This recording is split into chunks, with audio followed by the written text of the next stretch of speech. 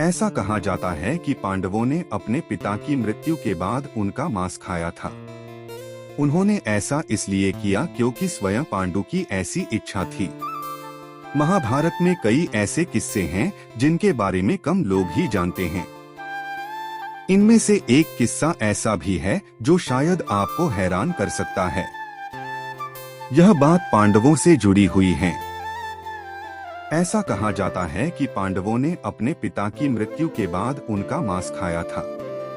पांडु के 5 पुत्र थे, युधिष्ठिर, भीम, अर्जुन, नकुल और सहदेव।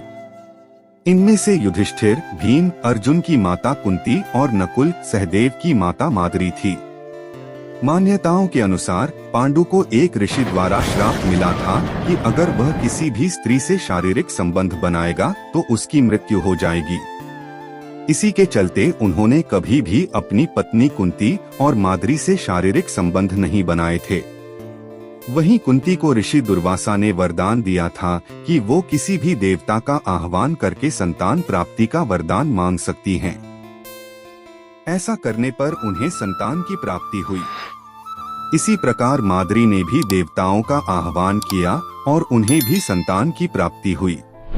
इधर पांडु एक दिन खुद पर नियंत्रण नहीं रख सके और उन्होंने माद्री से शारीरिक संबंध बना लिए। ऐसे में ऋषि के शाप के चलते उनकी मृत्यु हो गई। मौत के बाद उनका दाह संस्कार नहीं किया गया, बल्कि 5 भाइयों ने मिलकर अपने मृत पिता के शरीर का मांस खाया। उन्होंने ऐसा इसलिए किया क्योंकि स्वयं पांडु की ऐसी इच्छा थी। क्योंकि 5 पांडव उनके वीर्य से पैदा नहीं हुए थे, इसलिए पांडु के ज्ञान और कौशल उनके बच्चों में नहीं आ पाया था। इसी के चलते उन्होंने अपनी मृत्यु से पहले ऐसा वरदान मांगा था कि यदि उनके बच्चे उनकी मृत्यु के पश्चात उसके शरीर का मांस मिल बांट कर खा लें तो उनका ज्ञान उनके बच्चों में चला जाए। कहा तो यह भी जाता है कि 5 भाइयों में से सबसे ज्यादा सहदेव ने अपने पिता का मांस खाया था। पिता की इच्छा का पालन करते हुए सहदेव ने पांडु के मस्तिष्क के 3 हिस्से खाए।